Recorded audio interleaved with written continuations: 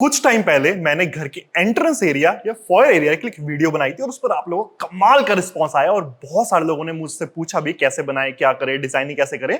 लेकिन उनसे बात करते करते मुझे रियलाइज हुआ कि हर कोई कुछ ना कुछ ऐसे मिस्टेक कर देता है अपने फॉयर एरिया में जो लाइफ टाइम उसको परेशान करती है और आगे मेंटेनेंस में इश्यू आता है। तो भले ही आपने मेरी वो वीडियो देखी हो ना देखी हो, आप खुद से बना रहे हो अपना फॉयर एरिया, एंट्रेंस एरिया, आपको कुछ एक मिस्टेक्स हैं जो कभी नहीं करनी है, जो हम इस वीडियो में कवर करने वाले हैं। इस वीडियो में हम 10 ऐसे मिस्टेक्स की बात करने वाले हैं जो आप अपने घर का फॉयर एरिया या एंट्रेंस एरिया बनवा रहे हैं तो कभी भी नहीं करनी है। अगर कर दी तो आज तो आपको फॉयर एरिया अच्छा लगेगा, लेकिन आगे जाके उसमें मेंटेनेंस इश्यू बहुत आएंगे। नमस्कार दोस्तों, मैं हूं अभिनव चौहान और आप देख रहे हैं 91 होम्स, जो एक इंटीरियर डिजाइन और आर्किटेक्ट फर्म है। तो अगर आपको अपने घर का इंटीरियर डिजाइन करवाना है तो नीचे डिस्क्रिप्शन में लिंक दे रखा है, वहां क्लिक करिए। आपकी बात सीधे हमारी टीम से हो जाएगी और वो आपको पूरे घर का डिजाइन करके दे देंगे। और अगर पूरा डिजाइन नहीं भी करवाना, सिर्फ कुछ एडवाइस चाहिए, तो भी आप लिंक पर क्लिक कर सकते हैं। तो चलिए बढ़ते हैं वीडियो में आगे। मिस्टेक नंबर 1 जो आपके एंट्रेंस एरिया फॉयर एरिया में हो सकती है वो है 95% लोग अपने फॉयर एरिया में किसी न किसी तरह का कंसोल यूनिट बनवाते ही हैं। वो भले शू रैक हो, स्टोरेज हो, किसी भी चीज के लिए हो, लेकिन कंसोल यूनिट बनता है। अब ऐसे में कंसोल यूनिट जब बनेगा तो उसके ऊपर कोई ना कोई फिनिश भी आएगी। सिंपल लैंग्वेज में आपने लकड़ी की कंसोल यूनिट बनवा तो ली, उसके ऊपर आप पेंट करवा सकते हो, लैमिनेट करवा सकते हो, एक्रिलिक करवा सकते हो, मेम्ब्रेन करवा सकते हो और किसी चीज तरह की फिनिशिंग करवा सकते हो उसको खूबसूरत दिखाने के लिए।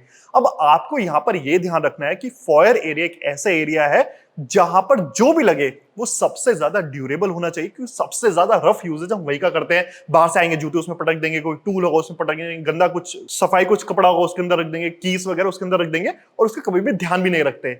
ऐसे में फिनिशिंग मटेरियल जो भी हो वो बहुत ज्यादा मजबूत होना चाहिए, जो इतनी सारी चीजें झेल ले और मेंटेनेंस ना मांगे।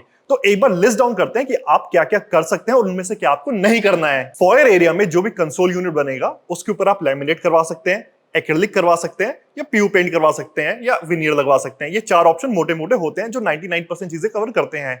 अब लोग खूबसूरत बनाने के लिए क्या गलती करते हैं कि वो पीयू पेंट करवा देंगे, विनियर लगवा देंगे, एक्रिलिक लगवा देंगे।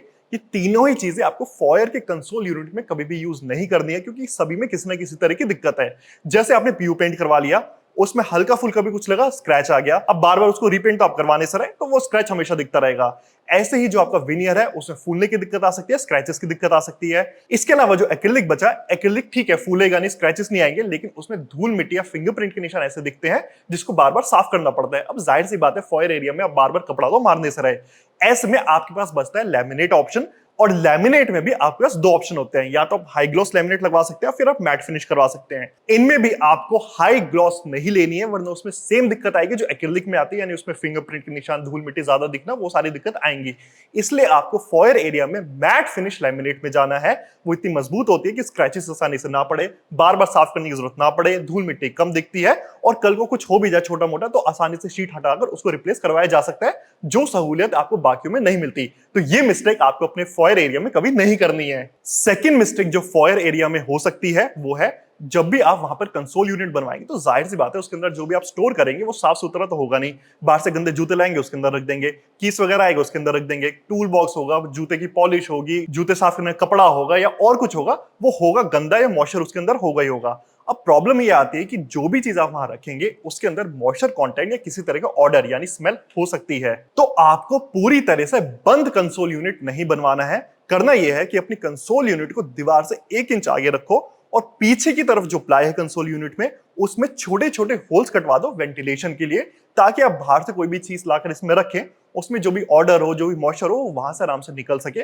तो एक तरह का कंसोल के अंदर हमने वेंटिलेशन एरिया दे दिया ताकि ये सारी समस्याएं आपको ना आए। ऐसे में आपकी कंसोल यूनिट की लाइफ तो बढ़ेगी ही, क्योंकि मॉइस्चर को निकलने की जगह मिल जाएगी। साथ ही में आप उसके अंदर जो सामान रखते हैं उनके अंदर कोई स्मेल वगैरह है तो वो भी आसानी से निकल जाएगी, बार बार आपको आएगी नहीं। थर्ड मिस्टेक ऐसी है जिसकी तरफ किसी का ध्यान नहीं जाता और अक्सर कारपेंटर लोग अपनी मेहनत और खर्चा बचाने के लिए ये तरीका अपना लेते हैं, लेकिन होता गलत है। अब जब भी आप कंसोल यूनिट बनवाएंगे तो जाहिर सी बात है वो अंदर से बिल्कुल ब्लैंक तो होगी नहीं, उसके अंदर किसी तरह की शेल्फ आप दोगे ही दोगे। अब होता क्या है कि बाहर जो शटर्स वगैरह लगते हैं उनके एजेस पर तो एज बेंडिंग टेप आपका कारपेंटर लगा देता है, लेकिन अंदर जो शेल्फ आते हैं उनके जो एजेस हुए वहां पर वो लेमिनेट काट कर ही चिपका देता है, जो बिल्कुल ही गलत तरीका है। जो अंदर शेल्फ है उनकी बात कर रहा हूं। अब जब लेमिनेट लगती है तो पूरी तरह से यहां से सील नहीं हो पाती, जिस वजह से बाहर से कोई भी मॉइस्चर आता है, खासकर आपके जूतों से कोई मॉइस्चर आया तो वहां से एंटर कर जाएगा और आपकी लकड़ी अंदर से खराब हो जाएगी। तो आपको करना यह है कि अंदर जो भी शेल्फिंग हो ऊपर नीचे आप लेमिनेट लगवाओ, लेकिन जो एजेस है वहां आपको लगवाना है एज बेंडिंग टेप, जो पूरी तरह से एजेस को सील कर देता है और ये इंश्योर करता है कि अंदर किसी भी तरह का मॉइस्चर ना जाए। फोर्थ मिस्टेक होती है जब भी आप अपने फॉयर एरिया में कंसोल यूनिट बनवाते हैं, और खासकर वो लोग जो बड़ी कंसोल यूनिट चाहते हैं, स्टोरेज का सामान ज्यादा रखना चाहते हैं, वो इस कंसोल यूनिट को बिल्कुल फ्लोरिंग से टच करवा देते हैं। अब ऐसे में दो समस्या आती है। जब भी आपके फ्लोर से टच होगी आपकी कंसोल यूनिट, तो बीच में कभी भी बिल्कुल सील नहीं होगा, उसके अंदर गंदगी घुसेगी और वो आप साफ नहीं कर पाएंगे। दूसरा ये कि अगर घर के अंदर फॉयर बन रहा है तो फिर भी ठीक है, लेकिन घर के बाहर अगर आपका फॉयर एरिया है तो वहां पे रनिंग पानी आ सकता है। आपके ऊपर वाला फ्लैट वाला अपनी सीढ़ियां धो रहा हो, आप अपनी स्टेज धो रहे हो, बारिश आ जाए, कुछ भी हो जाए, तो वहां पे रनिंग वाटर की समस्या आ सकती है, और वो आपकी कंसोल यूनिट में लगी तो आपकी कंसोल यूनिट खराब होनी शुरू हो जाएगी।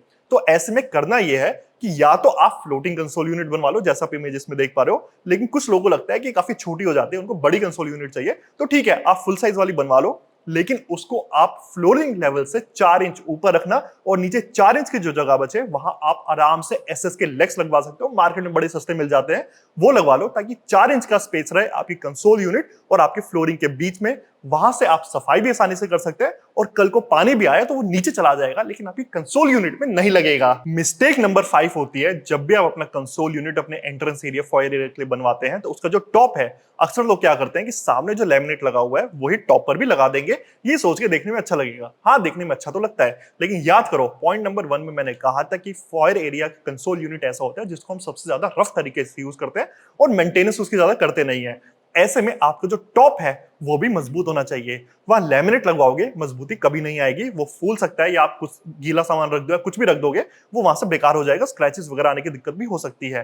तो जरूरी है, खासकर तब जब आपके मेन डोर से आपका कंसोल यूनिट बाहर है, उसके ऊपर जो टॉप लगे वो हमेशा आप स्टोन का लगवाइए, ग्रेनाइट का लगाओ, क्वार्ट्ज का लगाओ, मैं आप पे छोड़ता हूं, लेकिन आप वहां पर स्टोन का यूज करिए, वहां लैमिनेट मत लगवाना। नेक्स्ट मिस्टेक फॉयर एरिया में जो लोग करते हैं वो है, फॉयर एरिया अक्सर बहुत ही छोटा होता है, 4x4, 5x4, 6x5, ये स्टैंडर्ड साइज फॉयर एरिया के मिलते हैं, तो फॉयर एरिया ले दे के छोटा ही बनता है। अब छोटे एरिया में लोग डार्क कलर या फिर बहुत सारे अलग अलग एलिमेंट रख देते हैं, जो उस एरिया को और ज्यादा क्लमजी, और ज्यादा क्लटर्ड और ज्यादा छोटा दिखाने लगता है। तो आपका फॉयर एरिया 95% चांस से छोटा ही होगा। अगर वो एरिया छोटा है तो मेक श्योर कि उसमें lightest of the light colour use करो। आपकी वॉल पे कोई पैनलिंग आ रही है वो भी लाइट रखो, कंसोल यूनिट है वो भी लाइट रखो, ऊपर कुछ कर रहे हो वो भी लाइट रखो, आसपास कुछ कर रहे हो, कोई सीएनसी कटिंग का डिजाइन है वो भी लाइट रखो। लाइट रखो, साथ ही साथ क्लटर्ड मत बनाओ, जैसा आप इमेजेस में देख पा रहे हो। इतनी सारी अलग अलग फोटोज टांगना, इतने सारे डेकोर पीस रखना, ये सब मत करो। ये सब आपके छोटे फॉयर एरिया को और ज्यादा बिजी और ज्यादा छोटा दिखाने लगेगा। तो मेक श्योर छोटे एरिया में कम से कम चीजें और वो लाइट हो, ताकि आपका छोटा एरिया थोड़ा सा बड़ा दिख सके। नेक्स्ट मिस्टेक फॉयर एरिया में होती है लाइटिंग को लेकर। अब 95% घरों में फॉयर एरिया कैसा होता है, वो या तो डाइनिंग एरिया आपके लिविंग एरिया के साथ कंटिन्यूएशन में होगा, वो अलग से नहीं होता है, अनलेस आपका बहुत बड़ा घर है तो अच्छी बात है, या छोटा घर है तो आपके लिविंग रूम या डाइनिंग के साथ वो अटैच होगा, वो उसकी कंटिन्यूएशन में चलेगा। अब डाइनिंग हो या लिविंग रूम हो, अक्सर लोग वहां पैनल लाइट यूज करते हैं, ठीक है, आप वहां यूज करना चाहते हैं बिल्कुल करें, लेकिन वही पैनल लाइट लोग फॉयर एरिया में भी यूज कर लेते हैं, जो बिल्कुल गलत तरीका है। इसका मैं आपको एक टेक्निकल रीजन देता हूं। मार्केट में कोई भी लाइट आती है तो उसका एक बीम एंगल होता है, यानी वो लाइट कितने एंगल में फेंकती है। अब जो आपकी पैनल लाइट्स होते हैं, जैसा आप स्क्रीन पर देख पा रहे हैं, इनका बीम एंगल 120 से 160 डिग्री के बीच में होता है, यानी जब ये जलती हैं तो लाइट पूरे एरिया में फैला देती है, कहीं एक जगह फोकस नहीं रखती, तो लाइट बहुत ज्यादा स्प्रेड आउट हो जाती है। लेकिन फॉयर एरिया में अक्सर हम कोई सेंटर पीस रखेंगे, कोई कंसोल यूनिट रखेंगे अच्छी सी, कोई ना कोई पैनलिंग करवाएंगे जिसको हम हाईलाइट करना चाहते हैं। पैनल लाइट से उसको आप कभी भी हाईलाइट नहीं कर पाएंगे। इस वजह से पैनल लाइट अपने फॉयर एरिया में कभी भी यूज ना करें। वहां आप हमेशा यूज करें सीओबी लाइट, जिसका बीम एंगल होता है 40 डिग्री का, यानी जब वो जलती है तो 40 डिग्री के एंगल पे सारी लाइट फेंकती है, तो नीचे बहुत ही खूबसूरत, बहुत ही कॉन्सेंट्रेटेड लाइट आती है। उसके नीचे जो भी रखा है, आपका फर्नीचर पीस हो, आपका सेंटर पीस हो, आपकी वॉल पैनलिंग हो, उसको वो बहुत अच्छे से हाईलाइट कर देती है। तो भले ही आपने अपने पूरे घर में पैनल लाइट यूज करी हो, ठीक है, कर लो, लेकिन आपके फॉयर एरिया में, आपके एंट्रेंस एरिया में हमेशा आप सीओबी लाइट यूज करो। हाँ, सीओबी लाइट में आपके पास बहुत सारी चॉइस है, आप नॉर्मल सीओबी रख लो, आप ट्रैक लाइट वाली सीओबी रख लो, वो आपके ऊपर है, लेकिन आपको हमेशा सीओबी लाइट ही चुननी है वहां के लिए। मिस्टेक नंबर 8 आती है जब भी आप अपना कंसोल यूनिट बनवाते हैं, तो उसके बाहर, तो मैंने पॉइंट नंबर मैंने बोल दिया कि लैमिनेट चूज कर लो, उसके अंदर भी लैमिनेट ही लगाओगे, जाहिर सी बात है। लेकिन प्रॉब्लम यह है कि लोग पैसा बचाने के लिए क्या करते हैं, बाहर तो अच्छी लैमिनेट लगवा लेंगे, अंदर की तरफ पतली लैमिनेट 0.8 या कुछ लोग तो 0.6 mm की लैमिनेट लगवा लेते हैं, जो आपके बेडरूम की अगर वार्डरोब है वहां तो चल जाती है, लेकिन फॉयर एरिया सबसे ज्यादा रफ यूसेज वाला एरिया होता है, उसकी अंदर की लैमिनेट भी मजबूत होनी चाहिए। तो अंदर की तरफ भी आप कम से कम 1 mm की लैमिनेट तो जरूर लगवाएं, जिसकी आपको टेंशन लेने की जरूरत ना हो कि आप अपने जूते फेंके, कोई टूल फेंके या और कोई स्टोरेज का सामान फेंके, उस लैमिनेट में कुछ भी नहीं होगा। अगर आपने 0.8 या 0.6 लगवा ली, एक टाइम के बाद वो फूलने लग जाएगी या वो जगह जैसे कटने या फिर होता है ना एजेस से थोड़ी सी उधड़ने लग जाएगी। मिस्टेक नंबर 9 आती है जब आप अपने फॉयर एरिया का कंसोल यूनिट बनवाते हैं, उसमें आप लकड़ी वही यूज कर लेते हैं जो अपनी बाकी वार्डरोब में यूज कर रहे हैं। अंदर की वार्डरोब में एक बार को एमआर या बीडब्ल्यूआर या एसडीएचएमआर चल जाएगा, फॉयर एरिया की कंसोल यूनिट में ये सब नहीं चलता। वहां पर सबसे ज्यादा खतरा रहता है मॉइस्चर का, दीमक का या और किसी तरह की फंगस का। ऐसे में आपको सिर्फ और सिर्फ एक तरह की प्लाई है, वो है BWP प्लाई, वही यूज करनी है अपनी कंसोल यूनिट को बनवाने के लिए। इसके अलावा आपका ठेकेदार, कॉन्ट्रैक्टर, इंटीग्रेटर वाल कुछ भी का, एसडीएचएमआर यूज कर लो, बीडब्ल्यूआर यूज कर लो, कुछ भी नहीं करना है। लेकिन दिक्कत आई तो ये सब लकड़ियां झेल नहीं पाएंगे, जबकि BWP प्लाई ऐसी है जो आपके पानी को, मॉइस्चर को, फंगस को, टर्माइट को, इन सबको आराम से झेल लेंगी। 10th और लास्ट मिस्टेक आती है जब आप कंसोल यूनिट के ऊपर यानी अपने फॉयर एरिया, एंट्रेंस एरिया में किसी भी तरह का सॉकेट नहीं देते। लोगों को लगता है कि बाहर किसी भी तरह की सॉकेट की क्या जरूरत है, लेकिन प्रॉब्लम यह है कि हो सकता है आज आपको जरूरत ना हो, कल को पड़ सकती है। क्या पता कल को आप कोई लैंप लगवाएं, लाइट लगवाएं, शू पॉलिश मशीन लगवाएं, एलेक्सा, गूगल होम लगवाएं या इस तरह की अन्य चीजें जो लगवाएं। ऐसे में आप आज के हिसाब से नहीं, आज से 5 साल बाद की सोच के चलिए, थोड़ा फ्यूचर रेडी होके चलिए। कम से कम 2 सॉकेट तो वहां दे दीजिए, भले वो यूज हो या ना हो, आगे फ्यूचर के लिए कम से कम आप सिक्योर हो जाएंगे कि कोई भी इलेक्ट्रिसिटी की यूजेज हुई तो आपके पास एक ओपन सोर्स होगा जहां से आप पावर ले सकते हैं। तो ये थी वो 10 सिंपल लेकिन बहुत ज्यादा क्रिटिकल मिस्टेक्स जो आपको अपने फॉयर एरिया, एंट्रेंस एरिया में कभी भी नहीं करनी है। कर ली तो आज तो कर लोगे, 2 साल, 3 साल, 5 साल बाद पछताओगे। तो मुझे उम्मीद है कि आज की वीडियो आपको अच्छी लगी होगी, प्लस समझ भी आई होगी। फिर भी आपके मन में कोई भी डाउट है तो नीचे कमेंट में अपना सवाल जरूर पूछे, हमारी टीम 30 to 40 मिनट्स में वहां उसका रिप्लाई जरूर करेगी। और इसके अलावा अगर आप अपने घर का इंटीरियर डिजाइन करवाना चाहते हैं या फिर सिर्फ एडवाइस लेना चाहते हैं किसी डिजाइनर से, तो नीचे डिस्क्रिप्शन में लिंक दे रखा है, वहां क्लिक करिए, सीधे आपकी बात हमारी टीम से हो जाएगी और वो आपका सारा डाउट क्लियर कर देंगे। तो चलिए अब मैं मिलूंगा आपसे अगली वीडियो में एक अच्छे नए टॉपिक के साथ, जहां मैं आपको बहुत सारी जानकारी दूंगा, बहुत ही कम शब्दों में, बहुत ही सिंपल शब्दों में। और तब तक के लिए गुड बाय।